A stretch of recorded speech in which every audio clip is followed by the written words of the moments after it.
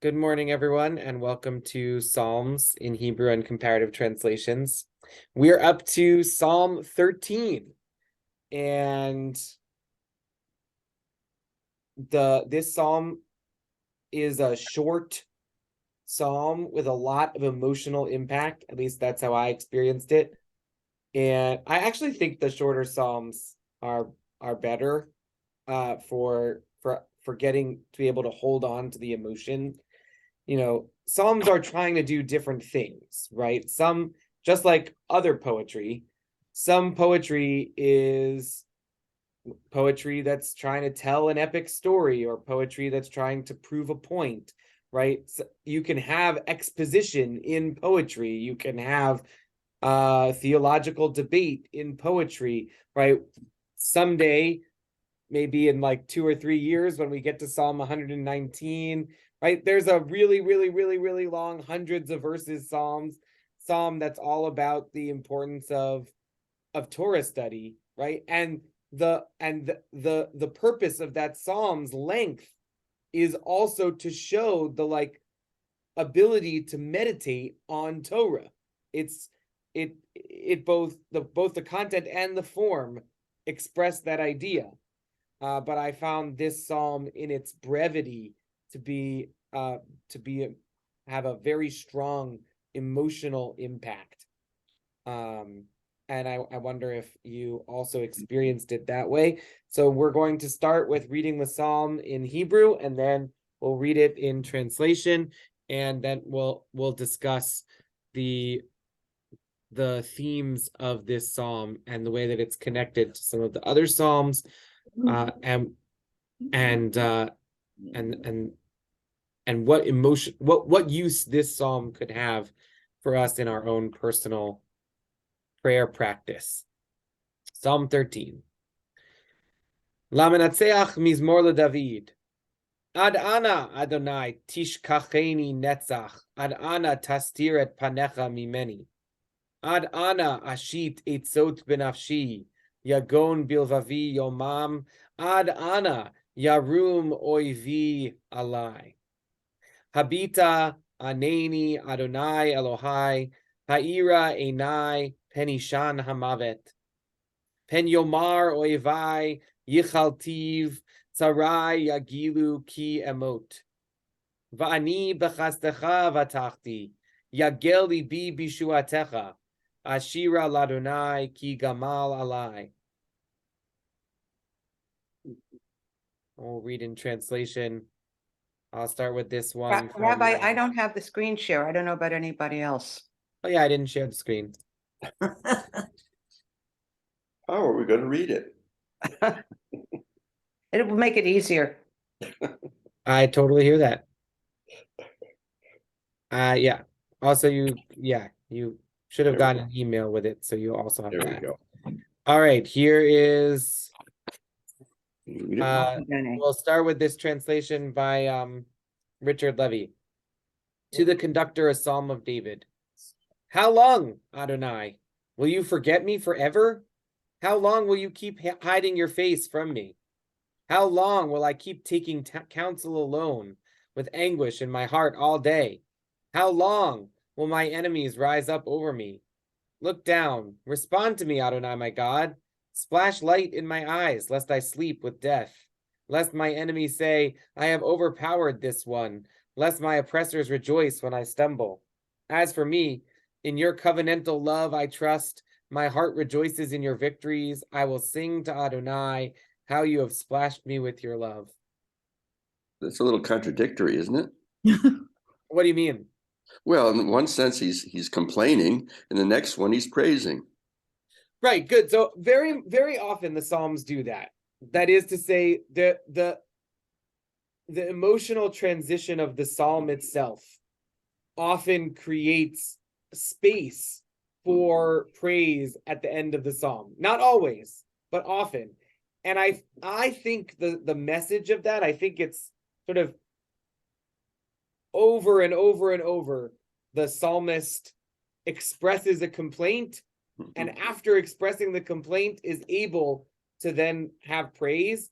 And I think the message of that for us is when you're in relationship with God, when you are praying, when you feel distant from God, when your feeling is, God, how long are you going to keep hiding your face from me? Turning to God and saying that, opening up your heart with your feeling of frustration, of anguish, of distance, expressing that distance out loud actually creates a reification of that relationship, a sense of connection that then lets you say with honesty, as for me, in your covenantal love I trust. Right? Like, you're not able to say that right away. In fact, it takes the hard work of saying, I feel really distant from you, God, to be able to then also be able to say, I do actually, God, see the evidence of your love in my life. I don't think that's mutually contradictory at all. In fact, I think the psalmist is trying to say this is an essential part of a working spirit, of a working spiritual life, is to be able to express frustration at God, and for that expression of frustration to open up the possibility of connection. Murray. Well, if it is a psalm that's attributable to King David, it's a little strange in the beginning, because King David has had all the support and benefits and the victories, etc. I can see this being a psalm, a plea by an ordinary person who has had ups and downs, perhaps mostly downs, and they come in and express the frustration, as you said. How long do I wait? I've done all this. I'm truly faithful, etc. But I am neglected. But for attributable to David, that's a little strange. Okay, great. So, I mean, look, one of the things that's so powerful about David as a character is that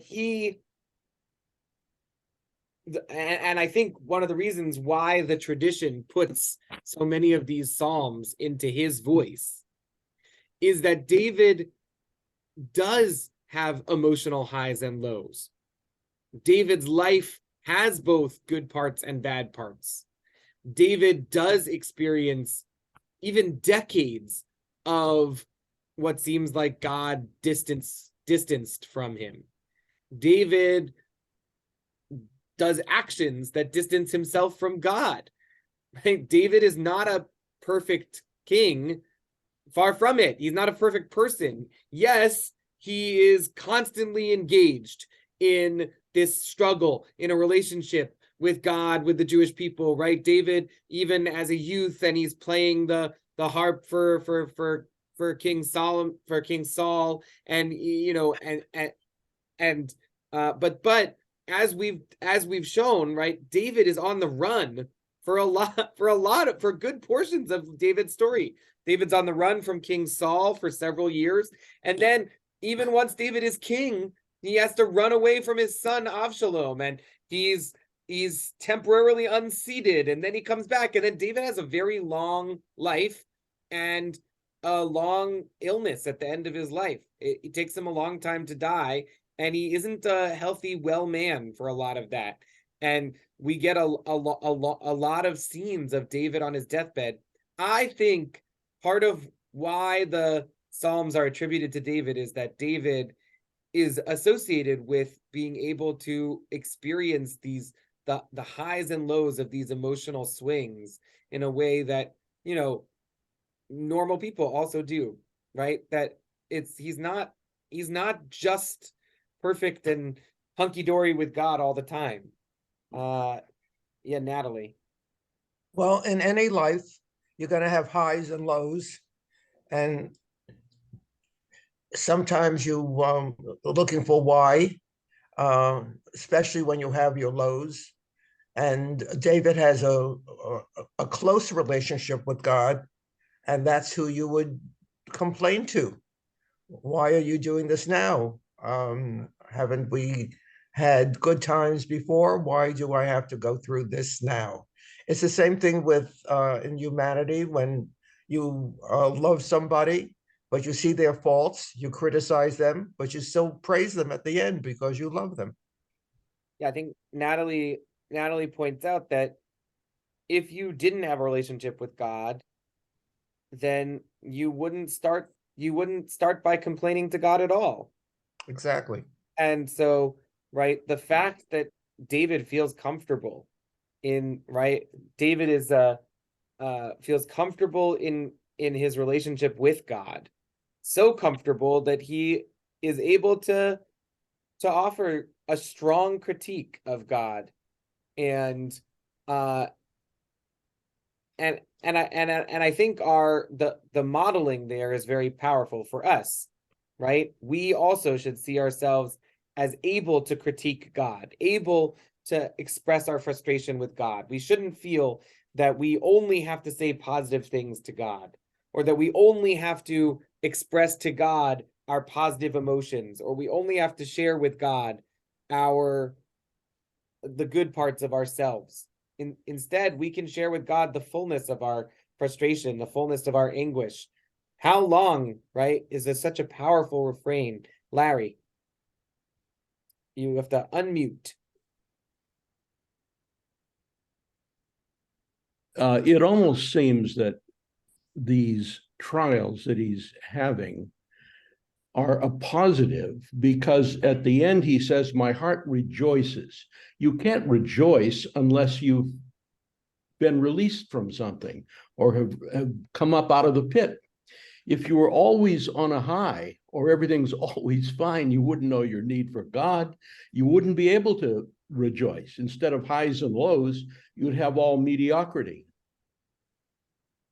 Yeah, I think that's I also, you know, it always leads to this question, right? Would it be better to have no suffering, or, and no growth, or would it be better to have suffering and growth, right? And the rabbis say, I want neither the suffering nor its reward, right? Don't like, I I would rather have a life of mediocrity than a life of highs and lows, right? Some of the rabbis express that very passionately. But the rabbi that the life that we have is not that life. And the rabbis also acknowledge that. The rabbis say, but we live in a world with highs and lows, and therefore we should be able to appreciate the highs more because we have lows. Right? Would it be better to live in a world with no suffering? Maybe. I always think about the insight of the movie The Matrix, where in the Matrix, eventually the conceit of the Matrix is that we all live in a made up world that's really just a computer program running in our brains, and our bodies are in the real world are in fact just batteries that produce heat for the machines. Okay, right? That's the conceit of the movie The Matrix. But in the movie, the characters actually meet the architect, like the person who created the Matrix, or the computer program that created the Matrix, and the architect admits that it isn't the first Matrix, that there were many trials before, and in a previous version they tried to give human beings just paradise, and it didn't work because the brains of human beings rebelled against a life of complete emotional mediocrity, like with no highs and lows. The human brain was like, this can't be real, and like everybody was able to figure out that they were in a make-believe world. Whereas if you give them something that looks like 1998, the world is like very, the real world, like our version of the world, what we can see and feel and hear is like is like true to our existence. That convinces people, oh yeah, we couldn't possibly be in a matrix. Because there's suffering, we believe it. We're like, oh yeah, this is the real world. And in fact, it's not. But anyway, I think about that. Like, are we incapable of accepting a world that is just good all the time, right? Larry says maybe if we didn't have the lows, we wouldn't be able to appreciate the highs. I wonder, like, is that just a story we tell ourselves because we have all these lows? Like, wouldn't it be like the rabbis have this insight? Like, no, I don't want the punishment and I don't want the reward. I don't want the suffering. I'd rather just have a good life, right? Okay, yeah. Mishka. I'm intrigued to see this movie now, and I see. Yeah, it came out like 25 years ago or something. Well, I never go to the movies, so incredibly innovative at the time. what it makes me think of is the story of the creation. Try this one, try that one. Let's see how it works. And clearly the outcome is that imperfection where we don't have a perfect world, though we strive for it. We do strive for it.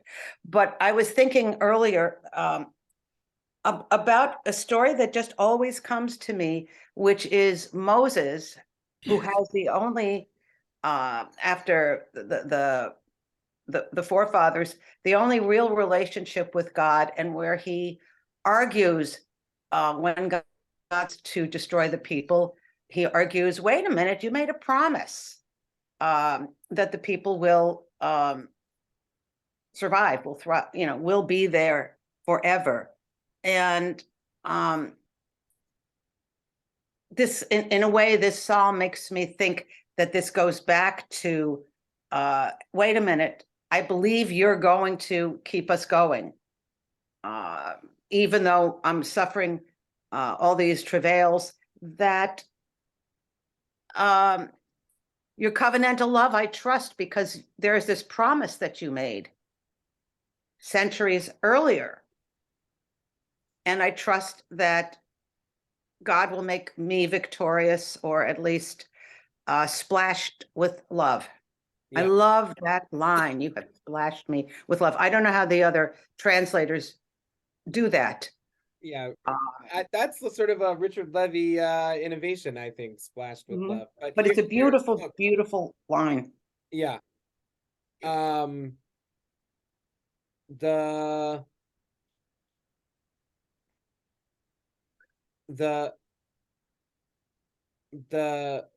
translation of chesed, vani bechastecha batachti, right? I trust in your chesed.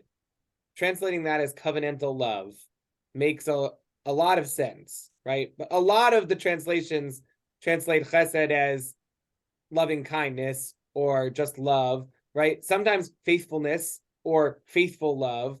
But I do think that what chesed is in the Torah, in the Bible, is the special kind of love that's associated with covenant, God's covenant with the Jewish people. Covenant that has to do with promise and connection and relationship, right? Chesed is a particular kind of love. It is a love that is expressed through faithful actions, right? And often the word chesed is connected with the word gamal, with the word gomel. Okay, so we say gimilut chasadim is a phrase that means acts of loving kindness, or you might say payments of faithfulness, right? Gamal here, right, which is translated God has been good to me, or God has treated me generously, or right, God requires of me, or God dealt bountifully with me. The word gamal is a very hard concept to translate, but it kind of means like payments of loyalty. And so I love the idea of thinking about it as splashed, splashed with your love. It's very a poetic way of understanding that. And he says, the Hebrew is more laconic. He gamal alai, for he God has dealt bountifully upon me. We have tried to imagine the poet's ecstasy by repeating the verb from verse 4. So, in other words, he's trying to translate it, like sort of similar to the other verbs in the psalm, which I think is a powerful translation, an interesting choice, but not a direct translation of the word gamal. Yeah, Larry. Your deliverance, in other translations say, you set me free, or you rescued me.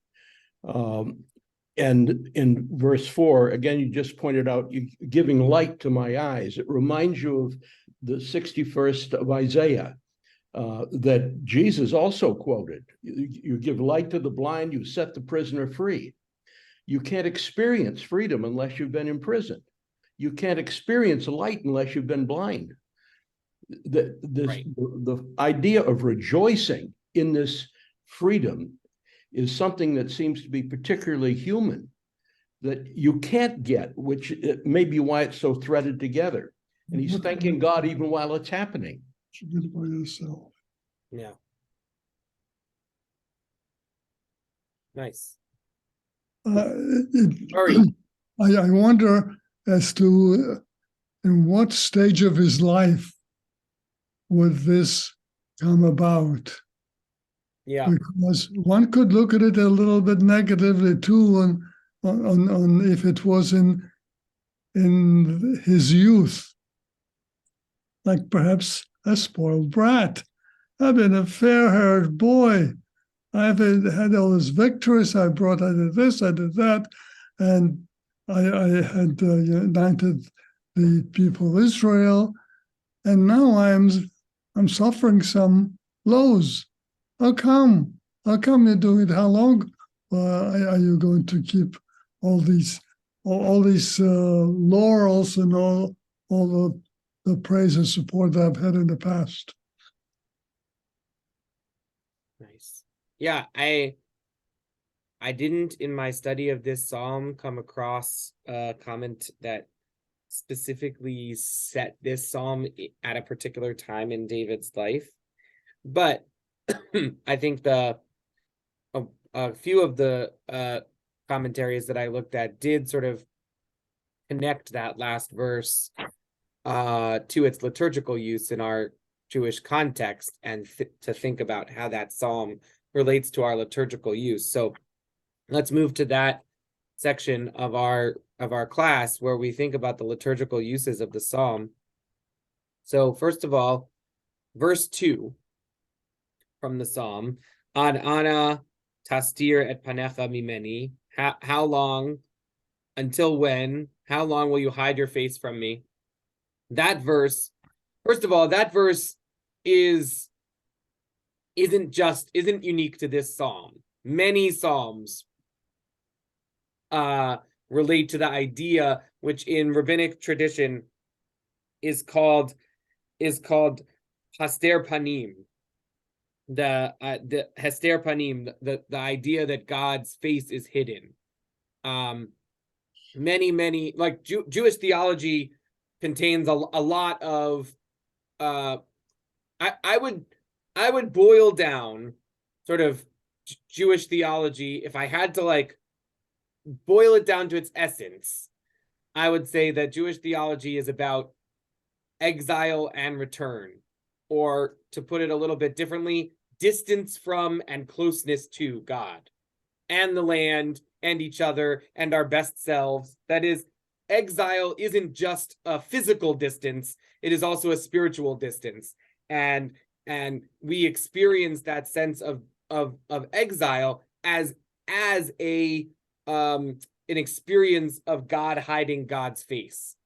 And a lot of our blessings, of our prayers, ask for God to show us God's face, and to shine God's face upon us, right? When we bless our children on Friday night, and we use the words of the priestly blessing from the middle of the book of Numbers, right? And we say, God, shine your face, your countenance upon us, right? That is the opposite of Hester Panim. But by praying for God's light, the light of God's face to shine upon us, we acknowledge that there's the potential for, or the experience of, God's face not shining on us.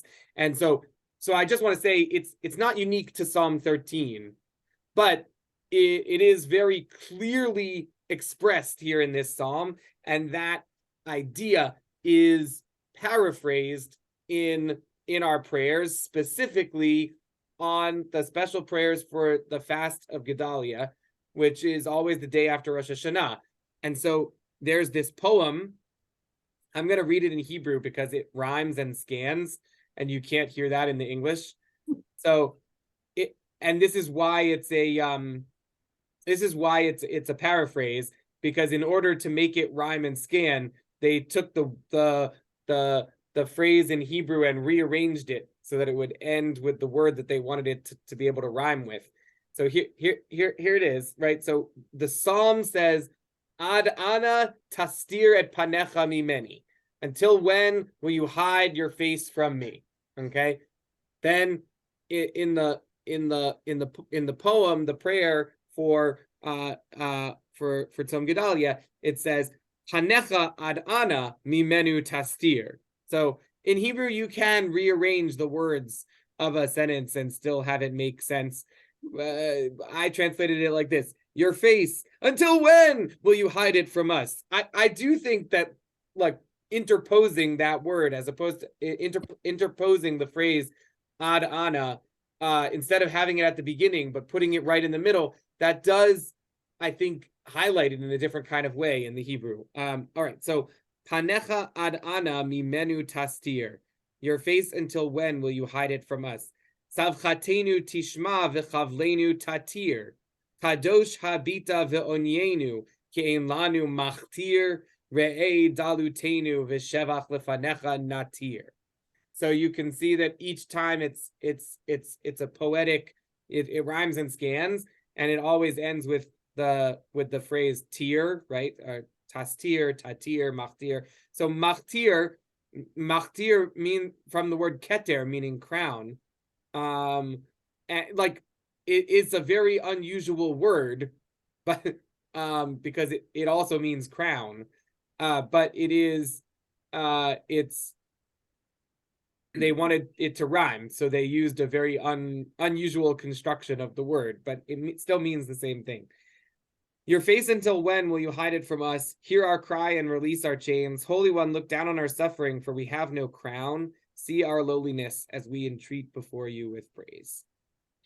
So that's a 4-verse poem from the prayers for Tzom Gedalia that directly reworks, that directly paraphrases verse 2.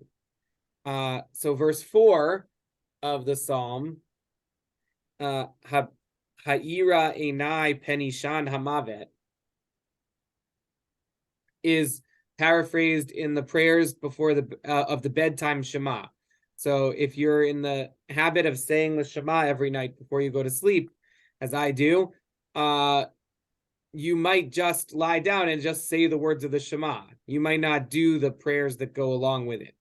But if you open up a siddur to the prayers of the bedtime Shema, you'll find that in fact the bedtime Shema, like the other times of the day that we say Shema, right, in our morning service and in our evening service, the bedtime Shema also has the Shema but surrounded by prayers.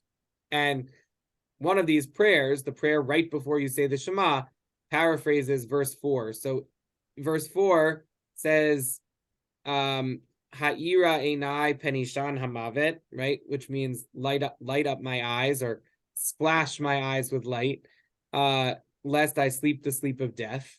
right? And it makes sense that you would quote that verse right before you go to sleep, right? You're praying to God that you not die while you're sleeping. Let me not sleep the sleep of death, but let me be able to wake up in the morning. And so here's the whole context. Blessed are you, Lord our God, King of the universe, who makes the bonds of sleep fall on my eyes and slumber on my eyelids. If you are used to our prayers, you probably recognize that opening is a direct riff on the morning prayer that thanks God for removing the sleep from our eyelids. And so this is thanking God for placing sleep on our eyelids. May it be your will, Lord my God and God of my ancestors, that you make me to lie down in peace and arise in peace. Let not my imagination, bad dreams, or troubling thoughts disturb me. May my bed be flawless before you. Enlighten my eyes, lest I sleep the sleep of death, for it is you who illuminates the pupil of the eye. Blessed are you, Lord, who gives light to the whole world in glory. And so it picks up on this idea of illumination, and the whole blessing is about God illuminating the world, God's bringing light to the whole world with God's glory. So that's a daily use of this psalm. It's a daily use of this psalm for people who do say this blessing in their bedtime Shema. And then what you probably recognized if you are regularly praying in Hebrew or coming to our synagogue, right? The verse that you probably recognized is verse 6. Vani v'chastecha batachti ageli bi b'shuatecha shir el Adonai ki gamal alai is in our daily prayer service, in our Psuke de Zimra, our warm up for prayer. Right after we do Baruch She'amar, the which is the opening blessing of our warm up service, then we immediately jump into a passage from Chronicles that describes some aspects of Jewish history and a connection with God. And then right after that passage from Chronicles is a anthology of verses that ends with this verse. So we actually say this verse out loud when we do that. The leader recites the first verse and the last verse, and the rest of the verses are said silently or individually. But this verse is said out loud every time, every morning when we do that passage. Now, so I wrote verse 6 is used in an anthology of verses from Psalms, our warm-up prayers in Psuke de Zimra, and it begins with Romamu, which is a verse from Psalm 99, and it concludes with our verse. Rabbi Jonathan Sachs says of this anthology, this is a selection of verses from the book of Psalms expressing hope and trust in God. The voice in these verses modulates from singular to plural, individual to nation. This frequent shift from public to private and back again is a distinctive feature of Jewish sensibility. We speak to God as individuals from the depth of our being, yet we are also members of an extended family, a people, a nation, whose fate and destiny we share and on whose behalf we pray. And then I've given you the last several verses of this anthology. So Psalm 28:9, deliver and bless your very own people, tend them and sustain them forever. You recognize that. That's Hoshia et amecha uvarech et nachlatecha urem v'nasem ad olam. Very famous verse. And then Psalm 33, verses 20 through 22. We set our hope on the Lord. He is our help and shield. In him our hearts rejoice. For in his holy name we trust. May we enjoy, O Lord, your faithful care as we have put our hope in you. And then 85:8, show us, O Lord, your faithfulness. Grant us your deliverance. 44:27, arise and help us. Redeem us as befits your faithfulness. 81:11, I, the Lord, am your God who brought you out of the land of Egypt. Open your mouth wide and I will fill it. 144:15, happy the people who have it so. Happy the people whose God is the Lord. That's Ashrei Yoshvei Beitecha, Ashrei Ha'am Shekacha Lo, Ashrei Ha'am Shadonai Elohav, right? And then our verse, V'ani b'chastecha batachti, Agel libi b'shuatecha, Ashir al Adonai ki gamal alai. But I trust in your faithfulness. My heart will exult in your deliverance. I will sing to the Lord, for God has been good to me. So that verse is probably the most that's certainly the most oft repeated in prayer in our liturgy verse that we've had it for the last several psalms. Since I've last week we had a psalm that wasn't in our liturgy at all, and then the 2 previous weeks it was all like very obscure references. But this verse we say every day in our Psuke de Zimra.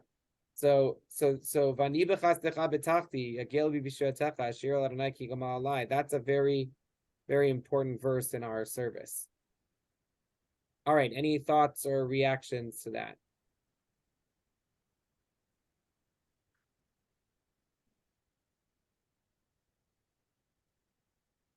All right, so I said that that there was the idea that connected our previous conversation to this question of liturgy, and I'm just going to read a section from this commentary for you. It says, there are 2 dimensions to the suffering of a believer.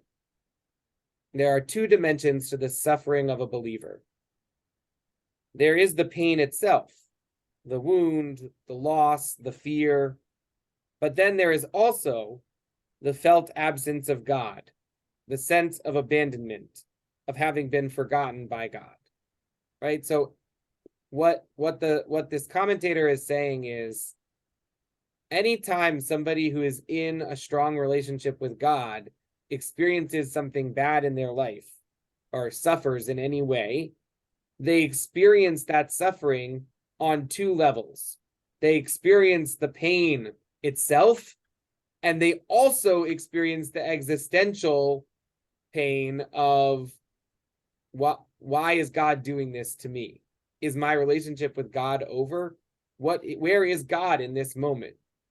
So, people who are non-believers or who don't have that kind of relationship with God, they don't have this problem, right? They experience suffering and pain as suffering and pain, but that's it. But for a believer, suffering and pain isn't just suffering and pain. It's suffering and pain, and also, why are you doing this to me? Okay. The second dimension has come to be termed Hester Panim, the hidden face of God. How long will you hide your face from me? Rav Hirsch points out that the phrase how long, which appears 4 times over in the opening verses of our psalm, can also be translated how far. That is, where is all this suffering heading? What is its objective? Will it get worse? Or more important, for what purpose am I suffering? These questions are part of the inner dialogue which the believer carries on within herself all the while she is suffering. She tries to discern what God expects of her, why God inflicted this pain upon her. She assumes that her suffering has some meaning, but is frustrated by her inability to ascertain that meaning. Whereas Rabbi Kashdan translates the first half of verse 3 as, how long must I bear anxieties in my mind? The Hebrew lends itself to alternative translations such as, how long will I think thoughts in my soul? Or, how long shall I seek counsel in my soul? Such translations suggest that the sufferer is undergoing a thorough course of introspection. She seeks to determine God's role in her plight. She also strives to identify the spiritual options which are available to her to help her grow as she copes with the agony of suffering and wrestles with its mysteries. The suffering believer discovers two types of options. First of all, she does not dare to request of God that God remember her, or even that God unveil God's hidden face. Rather, she asks God for but one glance, one ray of light. Look now, give light to my eyes. Secondly, she discovers the array of inner inspirational sources that are available to her. She succinctly lists them in the last verse of this psalm. It is befitting that this verse was selected by those who compiled the synagogue prayer book to culminate the Hodu prayer with which the Pesukei de Zimra daily liturgical service is introduced. These are the resources the psalmist identifies within the soul. Trust. But I trust in your loving kindness. Vani b'chastecha batachti. Trust. Joy. My heart rejoices in your deliverance, right? Yagel libi bishuatecha. Song. Ashira ladonai. I will sing to God. And gratitude. Ki gamal alai. For God has been good to me. This brief psalm with only 6 verses so successfully depicts the internal struggle of the man of faith or the person of faith as that person confronts suffering. Natalie. Are we to assume that believers believe that God is controlling everything that happens to them? If something bad happens, it's because God did it. And if something good happens, God did it. Like, they're very narcissistic. I don't disagree with you, right? How can you possibly believe that the whole world is about, that God's focus is on you, that your suffering is cosmically... Well, that's what I want to know. Is that what you're thinking believers believe? Yeah, no, I think, so I think there are lots of different types of believers, right? I'm not sure that believer is the way that I would describe this, right? I'm reading a translation, Right, right. I realize that. Here that was written by Rabbi Tzvi Hirsch Weinreb. For him, it does seem that he is defining believer as, right, a person who might have the idea that suffering has to be meaningful, that God's plan includes every little aspect of your life. I would say it differently. I think I'm not so interested in belief as the main category. I am more interested in the idea of relationship. Okay, which I think is what Rabbi Weinreb is talking about anyway. Like, to me, yes, I think that if you're in relationship with God, you might wonder, is God paying attention to this aspect of my suffering? I think relationship with God might open up the possibility of that question. And even if your answer in your relationship with God is with me in my suffering, but God does not cause my suffering, right? Or God pays attention to my suffering, but God is not the source of either my suffering or the solutions to my suffering, right? Right? You might have a relationship with God where God's power is limited with respect to your suffering. And I think a lot of people do have that kind of a restrictions on God's power with respect to the suffering of the individual, right? But in spite of that, right, you're still suffering and you're still in relationship with God. So the question of what does your suffering do with or relate to your relationship with God is still a question that I think is relevant. Does that make sense? Well, the theory has always been God is going to give you enough wisdom and power to get through the suffering and how to deal with it. I think that's a very powerful theology, right? That is Yes. to say, right, God's power in suffering is not to alleviate the suffering directly necessarily, but to provide you with the resources and tools to alleviate the suffering for yourself. That's a very powerful theology. It doesn't always work, and it doesn't work for every person, and sometimes it doesn't feel like your tools are enough to alleviate the suffering. Thank you.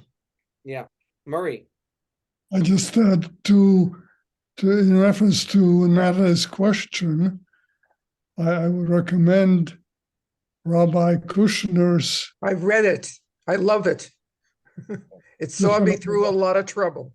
Yeah, Rabbi Kushner, who died this past week. Thank you, though. Yeah, Rabbi Harold Kushner famously wrote a book called "When Bad Things Happen to Good People," and he deals with this question. It's a good exploration. It's a good exploration. And his memory should be a blessing. Yesterday was a funeral. Yeah, yeah. I quoted from him in my teaching on Shabbat morning. We couldn't hear it. Yeah, I know. Sadly. His book actually changed my life. I was very taken with it. Yeah, I think for a lot of folks in the second half of the 20th century, for especially Jewish folks, theology of God's power was very challenging, continues to be challenging in the face of the Holocaust. I think Kushner doesn't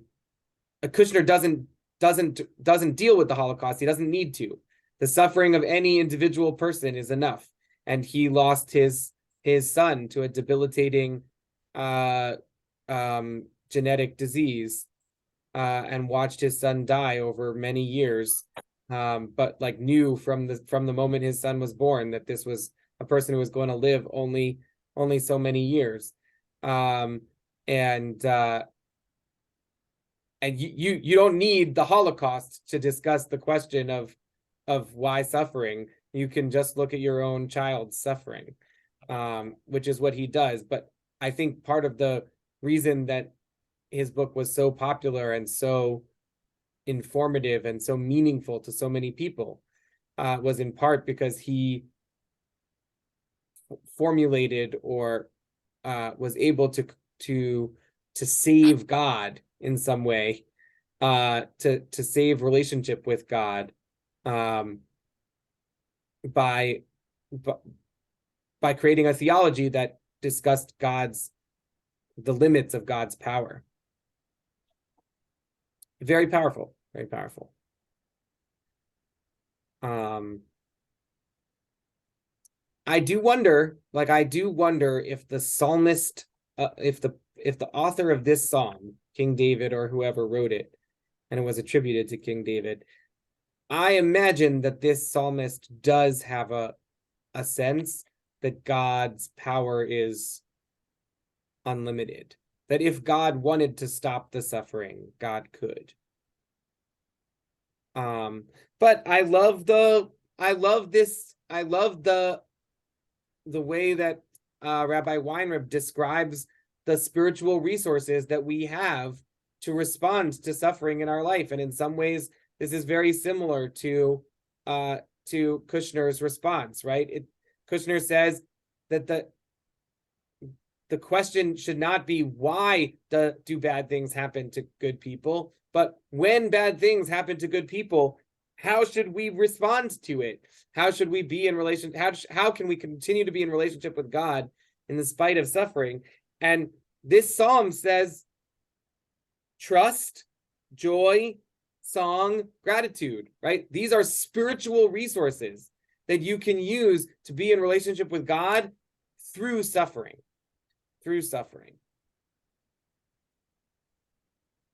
And I think it's very true. I mean, in my lived experience, gratitude especially, but also trust and song and joy, but gratitude especially has been an incredibly important spiritual resource for me in dealing with suffering.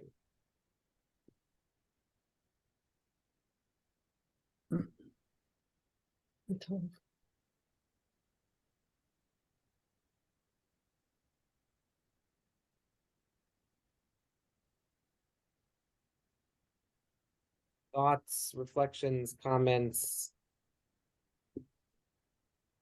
Do you also find yourself relying on songs, on joy, on gratitude, on trust when you find yourself in spiritual pain, in real pain? Does, right? When we first read the psalm, Mark pointed out that the 6th verse is so profoundly different in tone from the rest of the verses. And I suggested that I think that's part of the point of the psalm, that when we express our frustration, when we do a lament, when we say, "Where are you, God?" that actually opens up the possibility for gratitude, for joy, for trust. We might not have had that when we started to pray, but by getting through the expression of suffering, we are then able to find our spiritual resources. We are able to find our sense of gratitude. Has anybody else experienced that in their prayer? Does Psalm 13 as a model for how we might pray, does that work for you?